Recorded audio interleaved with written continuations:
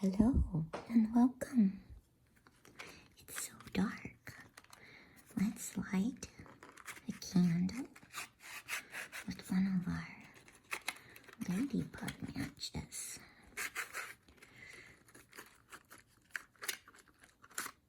Last time I had some bee matches.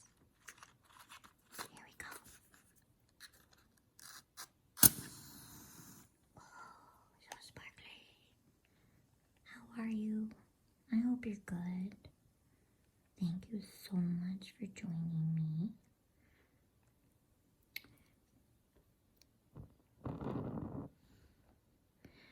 I like to read children's books by candlelight, and I have a little candle. I had it last time too. I think I'm going to get a couple more times out of it.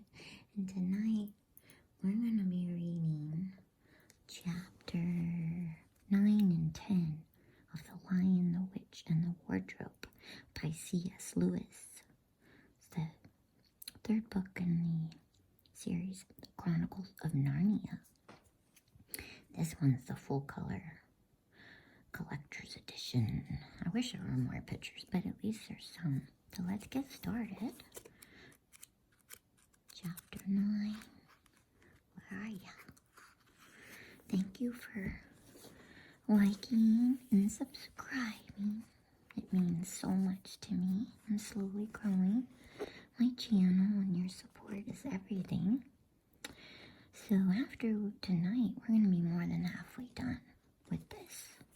So, chapter 9, in the witch's house. Let's see, can you see it really good? Check the video screen.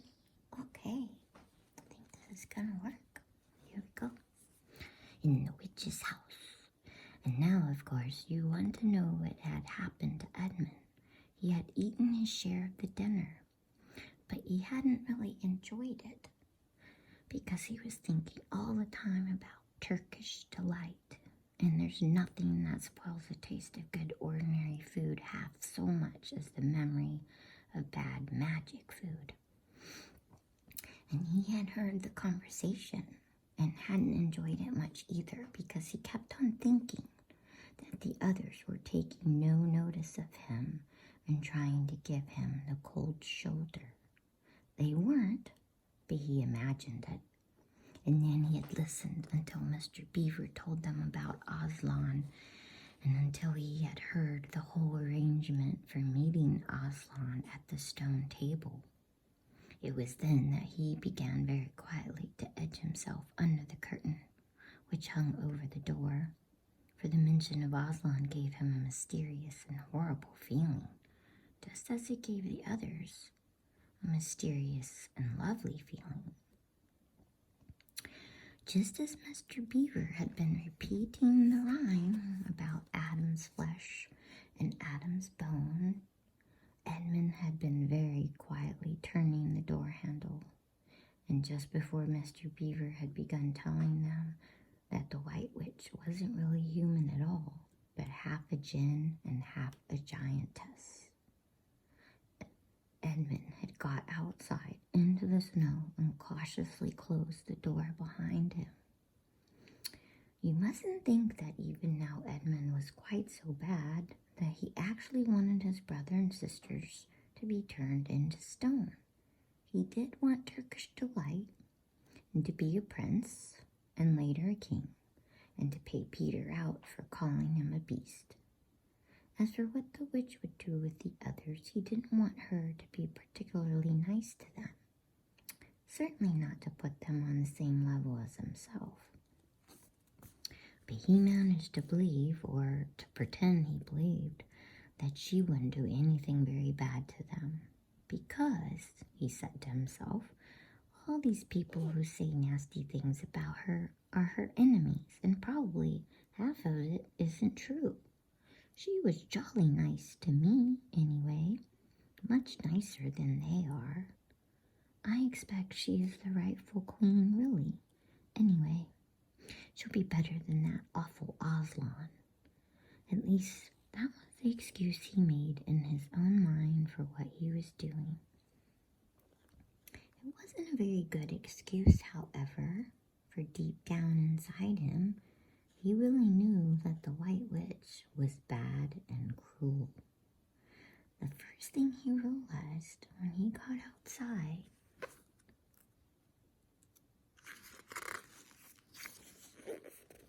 and found the snow falling all around him was that he had left his coat behind in the Beavers' house. And of course, there was no chance of going back to get it now. The next thing he realized was that the daylight was almost gone, for it had been nearly 3 o'clock when they sat down to dinner, and the winter days were short. He hadn't reckoned on this, but he had to make the best of it. So he turned up his collar and shuffled across the top of the dam. Luckily, it wasn't so slippery since the snow had fallen to the far side of the river. It was pretty bad when he reached the far side. It was growing darker every minute, and what with that and the snowflakes swirling all around him, he could hardly see 3 feet ahead. And then, too, there was no road. He kept slipping into deep drifts of snow and skidding on frozen puddles and tripping over fallen tree trunks and sliding down steep banks and barking his shins against rocks. There he is. There's Edmund right there in the big forest. Barking his shins against rocks till he was wet and cold and bruised all over. The silence and the loneliness were dreadful. In fact, I really think he might have given up the whole plan and gone back and owned up and made friends with the others if he hadn't happened to say to himself, "When I'm king of Narnia, the first thing I shall do will be to make some decent roads." And of course that set him off thinking about being a king and all the other things he would do, and this cheered him up a good deal. He had just settled in his mind what sort of palace he would have, and how many cars, and all about his private cinema and where the principal railways would run, and what laws he would make against beavers and dams, and was putting the finishing touches to some schemes for keeping Peter in his place when the weather changed. First, the snow stopped. Then a wind sprang up and it became freezing cold. Finally, the clouds rolled away and the moon came out. It was a full moon and shining on all that snow. It made everything almost as bright as day, only the shadows were rather confusing. He would never have found his way if the moon hadn't come out by the time he got to the other river. You remember he had seen, when they first arrived at the Beavers, a smaller river flowing into the great one lower down. He now reached this and turned to follow it up. But the little valley down which he came was much steeper and rockier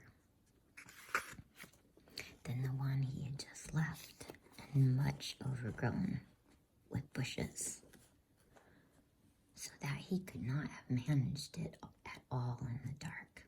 Even as it was, he got wet through, for he had to stoop under branches, and great loads of snow came sliding off onto his back. And every time this happened, he thought more and more how he hated Peter, just as if all this had been Peter's fault. But at last he came to a part where it was more level and the valley opened up. And there, on the other side of the river, quite close to him in the middle of a little plain between 2 hills, he saw what must be the White Witch's house, and the moon was shining brighter than ever.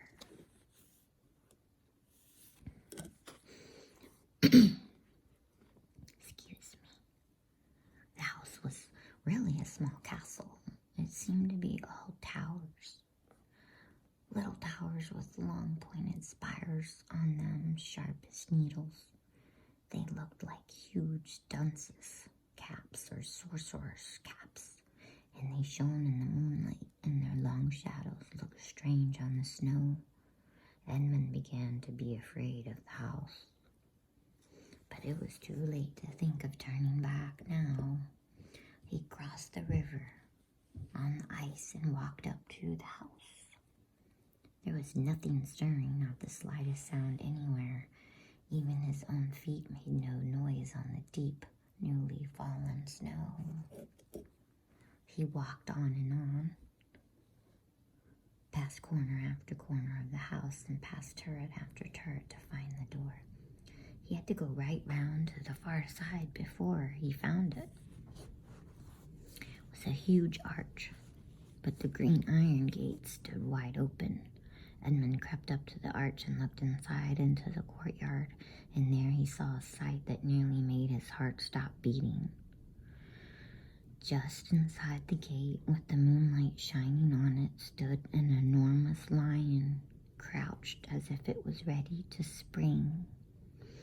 And Edmund stood in the shadow of the arch, afraid to go on and afraid to go back, with his knees knocking together. He stood there so long that his teeth would have been chattering with cold even if they had not been chattering with fear. How long this really lasted, I don't know, but it seemed to Edmund to last for hours. Then at last he began to wonder why the lion was standing so still, for it hadn't moved 1 inch since he first set eyes on it. Edmund now ventured a little nearer, still keeping in the shadow of the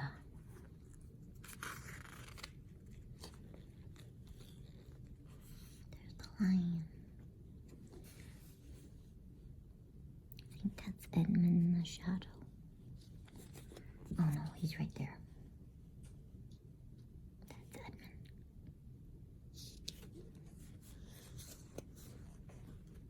What did it say? It said, Edmund now ventured a little nearer, still keeping in the shadow of the arch as much as he could. He now saw from the way the lion was standing that it couldn't have been looking at him at all. But supposing it turns its head, thought Edmund. In fact, it was staring at something else. Namely, a little dwarf who stood with his back to it, about 4 feet away. Aha, thought Edmund. When it springs at the dwarf, then will be my chance to escape. But still, the lion never moved, nor did the dwarf. And now, at last, Edmund remembered what the others had said about the White Witch turning people into stone. Perhaps this was only a stone lion. And as soon as he had thought of that, he noticed that the lion's back and the top of its head were covered with snow. Of course, it must be only a statue. No living animal would have let itself get covered with snow. Then very slowly, and with his heart beating as if it would burst, Edmund ventured to go up to the lion. Even now he hardly dared to touch it, but at last he put out his hand very quickly and did. It was cold stone. He had been frightened of a mere statue. The relief which Edmund felt was so great that in spite of the cold, he suddenly got warm all over, right down to his toes. And at the same time, there came into his head what seemed a perfectly lovely idea. Probably, he thought, this is the great lion Aslan that they were all talking about. She's caught him already and turned him into stone.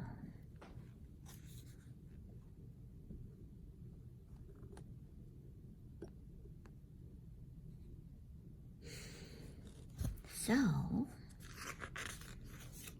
that's the end of all their fine ideas about him. Pooh! Who's afraid of Aslan? And he stood there gloating over the stone lion, and presently he did something very silly and childish. He took a stump of lead pencil out of his pocket and scribbled a mustache on the lion's upper lip and then a pair of spectacles on its eyes. Then he said, "Yeah, silly old Aslan. How do you like being a stone? You thought yourself mighty fine, didn't you? But in spite of the scribbles on it, the face of the great stone beast still looked so terrible and sad and noble, staring up in the moonlight, that Edmund didn't really get any fun out of jeering at it. He turned away and began to cross the courtyard. There's Edmund. It looks like a wolf or a boar. Let's see. As he got into the middle of it, he saw that there were dozens of statues all about, standing here and there, rather as the pieces stand on a chessboard when it is halfway through the game. There were stone satyrs, I don't know how to say that word, and stone wolves and bears and foxes and cat and mountains of stone. There were lovely stone shapes that looked like women, but who were really the spirits of trees. There was the great shape of a centaur and a winged horse and a long, lithe creature that Edmund took to be a dragon. Or maybe that's the dragon. They all looked so strange standing there, perfectly lifelike, and also perfectly still in the bright cold moonlight, that it was eerie work crossing the courtyard. Right in the middle stood a huge shape like a man, but as tall as a tree, with a fierce face and a shaggy beard and a great club in its right hand. Even though he knew that it was only a stone giant and not a live one, Edmund did not like going past it. He now saw that there was a dim light showing from a doorway on the far side of the courtyard. He went to it. There's the light. There was a flight of stone steps going up to an open door. Edmund went up them. Across the threshold lay a great wolf. It's all right, he kept saying to himself. It's only a stone wolf. It can't hurt me. Maybe it's not.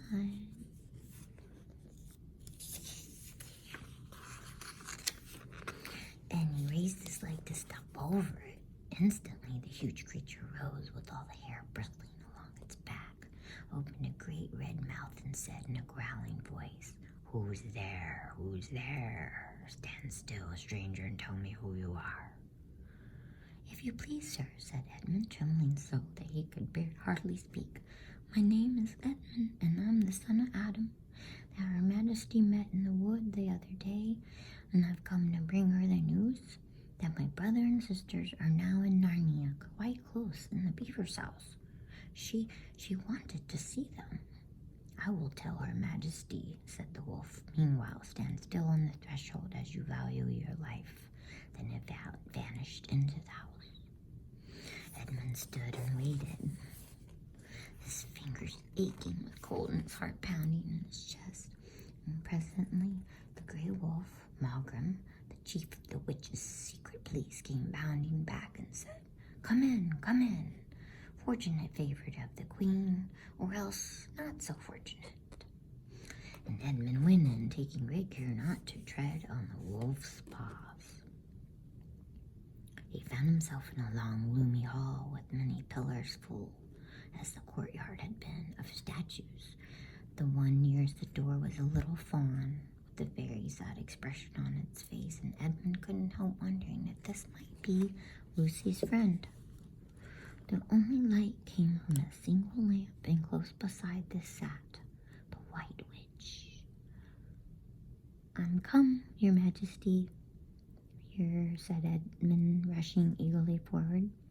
"How dare you come alone?" said the witch in a terrible voice. "Did I not tell you to bring the others with you?" "Please, Your Majesty," said Edmund, "I've done the best I can. I've brought them quite close. They're in a little house on top of the dam just up the river with Mr. and Mrs. Beaver." A slow, cruel smile came over the witch's face. "Is this all your news?" she asked. "No, Your Majesty," said Edmund, and proceeded to tell her all he had heard before leaving the Beaver's house. "What? Aslan? Cried the queen. Aslan? Is this true? If I find you have lied to me, please, I'm only repeating what they said, stammered Edmund. But the queen, who was no longer attending to him, clapped her hands. Instantly the same dwarf whom Edmund had seen with her before appeared. Make ready our sledge, ordered the witch, and use the harness without bells. Where's she going? Chapter 10. The spell begins to break. Have a little sip of water. We're officially more than halfway through the book. Excuse me. Chapter 10. The spell begins to break. Now we must go back to Mr. and Mrs. Beaver and the three other children. As soon as Mr. Beaver said, "There's no time to lose," everyone began bundling themselves into coats, except Mrs. Beaver, who started picking up sacks and laying them on the table and said, "Now, Mr. Beaver, just reach down that hand, and here's a packet of tea, and there's sugar and some matches. And if someone will get 2 or 3 loaves out of the crock over there in the corner." "What are you doing, Mrs. Beaver?" exclaimed Susan. "Packing a load for each of us, dearie," said Mrs. Beaver very coolly. "You didn't think we'd set out on a journey with nothing to eat, did you?" "But we haven't time," said Susan, buttoning the collar of her coat. "She may be here any minute." "That's what I say," chimed in Mr. Beaver. "Get along with you all," said his wife. "Think it over, Mr. Beaver. She can't be here for a quarter of an hour at least." "But don't we want as big a start as we can possibly get?" said Peter. "If we're to reach the stone table before her." "You've got to remember that, Mrs. Beaver," said Susan. "As soon as she has looked in here and finds we're gone, she'll be off at top speed." "That she will," said Mrs. Beaver, "but we can't get there before her, whatever we do, for she'll be on a sledge and we'll be walking." "Then have we no hope?" said Susan. "Now don't you get fussing, there's a dear," said Mrs. Beaver. "There's a dear," said Mrs. Beaver, "but just get half a dozen clean handkerchiefs out of the drawer. Of course, we've got a hope. Can't get there before her, but we can keep under cover and go by ways she won't expect, and perhaps we'll get through." "That's true enough, Mrs. Beaver," said her husband, "but it's time we were out of this. And don't you start fussing either, Mr. Beaver," said his wife. "There, that's better. There's 5 loads and the smallest of the smallest of us. That's you, my dear," she added, looking at Lucy. "Oh, do please come on," said Lucy. "Well, I'm nearly ready now," answered Mrs. Beaver at last, allowing her husband to help her into her snow boots. I suppose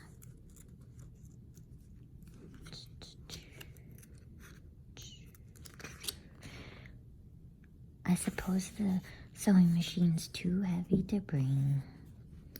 There's the 2 beavers. He's helping her with their snowshoes. "Yes, it is," said Mr. Beaver. "A great deal too heavy, and you don't think you'll be able to use it while we're on the run, I suppose." "I can't abide the thought of that witch fiddling with it," said Mrs. Beaver, "and breaking it or stealing it, as likely as not." "Oh, please, please, please do hurry," said the 3 children. And so at last they all got outside, and Mr. Beaver locked the door. "It'll delay her a bit," he said, and they set off, all carrying their loads over their shoulders. The snow had stopped, and the moon had come out when they began their journey. They went in single file. First Mr. Beaver, then Lucy, then Peter, then Susan, and Mrs. Beaver last of all. Mr. Beaver led them across the dam and onto the right bank of the river, and then along a very rough sort of path among the trees, right down by the river bank. The sides of the valley, shining in the moonlight, towered up far above them on either hand. "Best keep down here as much as possible," he said, You'll have to keep to the top, for you couldn't bring a sledge down here. It would have been a pretty enough scene to look at through a window from a comfortable armchair, and even as things were, Lucy enjoyed it at first. But as they went on walking and walking and walking, and as the sack she was carrying felt heavier and heavier, she began to wonder how she was going to keep up at all. And she stopped looking at the dazzling brightness of the frozen river with all its waterfalls of ice, and at the white masses of the treetops, and the great glaring moon, and the countless stars, and could only watch the little short legs of Mr. Beaver going pat, pat, pat, pat through the snow in front of her as if they were never going to stop. Then the moon disappeared and the snow began to fall once more, and at last Lucy was so tired that she was almost asleep and walking at the same time, when suddenly she found that Mr. Beaver had turned away from the river bank to the right and was leading them steeply uphill into the very thickest bushes. And then, as she came fully awake, she found that Mr. Beaver was just vanishing into a little hole in the bank, which had been almost hidden under the bushes until you were quite on top of it. In fact, by the time she realized what was happening, only his short, flat tail was showing. Lucy immediately stooped down and crawled in after him. Then she heard noises of scrambling and puffing and panting behind her, and in a moment all five of them were inside.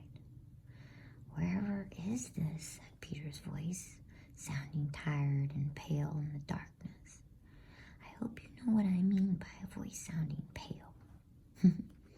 "It's an old hiding place for beavers in bad times," said Mr. Beaver, "and a great secret. It's not much of a place, but we must get a few hours' sleep. If you hadn't all been in such a plaguey fuss when we were starting, I'd have brought some pillows," said Mrs. Beaver.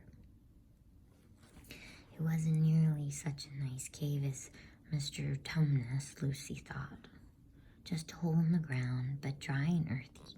It was very small, so that when they all lay down, they were all a bundle of clothes together, and what with that and being warmed up by their long walk, they were really rather snug. If only the floor of the cave had been a little smoother. Then Mrs. Beaver handed round in the dark a little flask out of which everyone drank something. It made one cough and splutter a little and stung their throat, but it also made you feel deliciously warm after you'd swallowed it, and everyone went straight to sleep. I know what that was. It seemed to Lucy only the next minute, though really it was hours and hours later, when she woke up feeling a little cold and dreadfully stiff, and thinking how she would like a hot bath. Then she felt a set of long whiskers tickling her cheek, and saw the cold daylight coming in through the mouth of the cave. But immediately after that, she was very wide awake indeed, and so was everyone else. In fact, they were all sitting up with their mouths and eyes wide open, listening to a sound which was the very sound they'd all been thinking of and sometimes imagining they heard during their walk last night. It was a sound of jingling bells. Mr. Beaver was out of the cave like a flash the moment he heard it. Perhaps you think, as Lucy thought for a moment, that this was a very silly thing to do, but it was really a very sensible one. He knew he could scramble to the top of the bank among bushes and brambles without being seen, and he wanted above all things to see which way the witch's sled went. The others all sat in the cave waiting and wondering. They waited nearly 5 minutes, then they heard something that frightened them very much. They heard voices, Oh, thought Lucy, he's been seen. She's caught him. Great was their surprise when a little later they heard Mr. Beaver's voice calling to them from just outside the cave.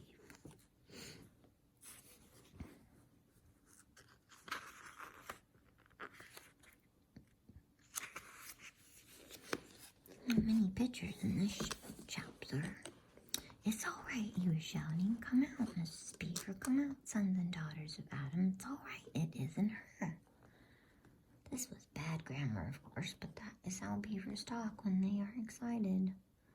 I mean, in Narnia, in our world, they usually don't talk at all. So, Mrs. Beaver and the children came bundling out of the cave, all blinking in the daylight and with earth all over them and looking very frosty and unbrushed and uncombed and with the sleep in their eyes. Come on, cried Mr. Beaver, who was almost dancing with delight. Come and see. This is a nasty knock for the witch. Looks as if her power is already crumbling. What do you mean, Mr. Beaver? Panted Peter, as they all scrambled up the steep bank of the valley together. Didn't I tell you, answered Mr. Beaver, that she'd made it always winter and never Christmas? Didn't I tell you? Well, just come and see. And then they were all at the top and did see. It was a sledge, and it was reindeer with bells on their harness. But they were far bigger than the witch's reindeer, and they were not white but brown. And on the sledge sat a person whom everyone knew the moment they set eyes on him. He was a huge man in a bright red robe, bright as holly berries, with a hood that had fur inside it, and a great white beard that fell like a foamy waterfall over his chest. Everyone knew him because though you see people of his sort only in Narnia, you see pictures of them and hear them talked about even in our world, the world on this side of the wardrobe door. But when you really see them in Narnia, it is rather different. Some of the pictures of Father Christmas in our world make him look only funny and jolly. But now that the children actually stood looking at him, they didn't find it quite like that. He was so big and so glad and so real that they all became quite still. They felt very glad, but also solemn. I've come at last, said he. She has kept me out for a long time, but I have got in at last. Aslan is on the move. The witch's magic is weakening. And Lucy felt running through her that deep shiver of gladness which you only get if you are being solemn and still. And now, said Father Christmas, for your presents, there's a new and better sewing machine for you, Mrs. Beaver. I will drop it in your house as I pass. If you please, sir, said Mrs. Beaver, making a curtsy. It's locked up. Locks and bolts make no difference to me, said Father Christmas. And as for you, Mr. Beaver, when you get home, you will find your dam finished and mended, and all the leaks stopped, and a new sluice gate fitted. Wait, a new sluice gate fitted? I don't know what that is. Some kind of gate. Mr. Beaver was so pleased that he opened his mouth very wide, and then found he couldn't say anything at all. Peter, Adam's son, said Father Christmas. Here, sir, said Peter. These are your presents, was the answer, and they are tools, not toys. The time to use them is perhaps near at hand. Bear them well. With these words he handed to Peter a shield and a sword. The shield was the color of silver, and across it there ramped a red line as bright as a ripe strawberry at the moment when you pick it. The hilt of the sword was of gold, and it had been a sheath. And it had a sheath and a sword belt and everything it needed, and it was just the right size and weight for Peter to use. Peter was silent and solemn as he received these gifts, for he felt they were a very serious kind of present. Susan, Eve's daughter, said Father Christmas, these are for you, and he handed her a bow and a quiver full of arrows and a little ivory horn. You must use the bow only in great need, he said, for I do not mean you to fight in the battle. It does not easily miss, and when you put this horn to your lips and blow it, then wherever you are, I think help of some kind will come to you. Last of all, he said, Lucy, Eve's daughter. And Lucy came forward. He gave her a little bottle of what looked like glass, but people said afterward that it was made of diamond and a small dagger. In this bottle, he said, there's a cordial made of the juice of one of the fire flowers that grow in the mountains of the sun. If you or any of your friends is hurt, a few drops of this will restore them, and the dagger is to defend yourself at great need, for you also are not to be in the battle. Why, sir, said Lucy. I don't know, but I think I could be brave enough. That is not the point, he said, but battles are ugly when women fight. And now, here he suddenly looked less grave, here is something for the moment for you all. And he brought out, I suppose from the big bag at his back, but nobody quite saw him do it, a large tray containing 5 cups and saucers, a bowl of lump sugar, a jug of cream, and a great big teapot, all sizzling and piping hot. Then he cried out, Merry Christmas! Long live the true king! And cracked his whip, and he and the reindeer and the sledge and all were out of sight before anyone realized that they had started. Peter had just drawn a sword out of his sheath and was showing it to Mr. Beaver when Mrs. Beaver said, now then, don't stand talking there. Sorry, that was loud. Don't stand talking there till the tea's got cold. Just like men. Come and help to carry the tray down and we'll have breakfast. What a mercy, I thought of bringing the bread knife. So down the steep bank they went and back to the cave, and Mr. Beaver cut some of the bread and ham into sandwiches. And Mrs. Beaver poured out the tea, and everyone enjoyed themselves.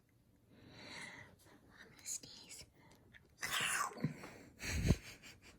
I was almost done. Okay, I guess just one sneeze. Mrs. Beaver poured out the tea and everyone enjoyed themselves. But long before they had finished enjoying themselves, Mr. Beaver said, time to be moving on now. Chapter 11, Aslan is near. I will read that next week. Thank you so much for listening.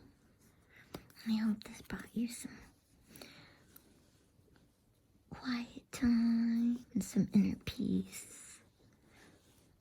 A little spark for your imagination. Thank you so much for liking and subscribing. And I will be back very soon with chapters 11 and 12. And blow out the candle.